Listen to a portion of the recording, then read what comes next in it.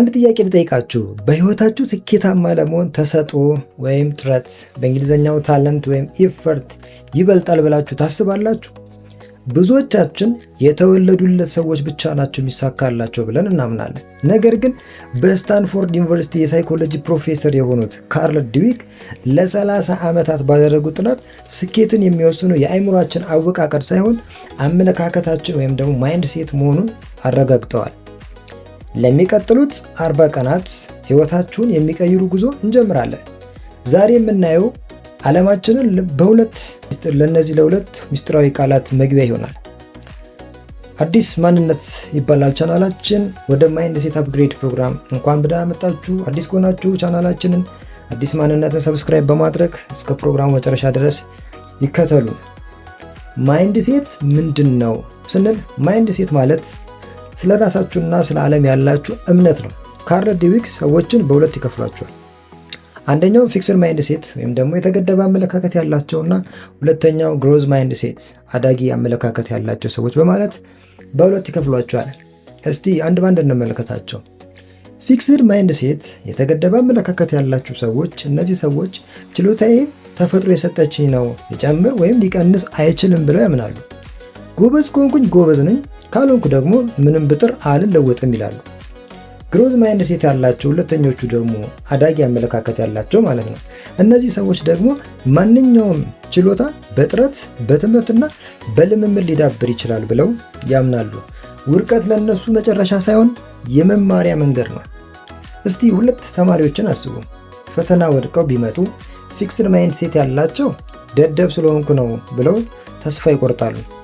ግሮዝ ማይንድ ሴት ያላቸው ግን ጥናቴ ላይ ስህተት ነበረብኝ፣ በሚቀጥለው ዘዴን እቀይራለሁ ይላሉ።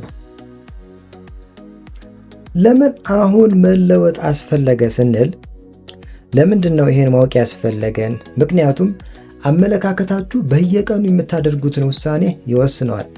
ፊክስድ ማይንድ ሴት ካላችሁ አንደኛው ሁልጊዜ ጎበዝ ሆናችሁ ለመታየት ትጥራላችሁ። ይሄ ማለት ደግሞ ስህተትን እንዳይታይባችሁ፣ ስህተታችሁ እንዳይታወቅባችሁ ትደብቃላችሁ። ሁለተኛው ደግሞ ከባድ ስራዎችን ትሸሻላችሁ። ይህ ማለት በወድቅስ በሚል ፍርሃት ማለት ነው። ሶስተኛው ደግሞ ትችትን እንደ ጥቃት ታዩታላችሁ። በአንጻሩ ግን ግሮዝ ማይንድ ሴት ካላችሁ ደግሞ አንደኛ መማርን ከውጤት በላይ ታስቀድማላችሁ። ሁለተኛ ተግዳሮቶችን እንደ ስፖርት ትናፍቃላችሁ። ሶስተኛ ደግሞ ከሌሎች ሰዎች ስኬት ትማራላችሁ እንጂ አትቀኑ። ተግባራዊ ልምምድ ታዲያ ይሄንን ለማዳበር ተግባራዊ ልምምዱ ምንድን ነው? ዛሬውኑ ለውጡን እንድንጀምር አንድ ተግባር እሰጣችኋለሁ።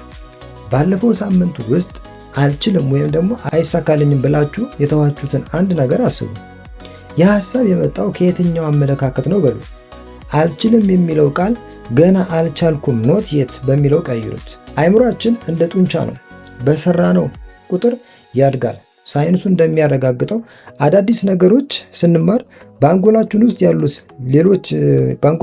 ያሉት ሴሎች ኒውሮኖች አዳዲስ ግኝቶችን ይፈጥራሉ። ስለዚህ ጎበዝ አይደለውም ማለት ሳይንሳዊ ውሸት ነው።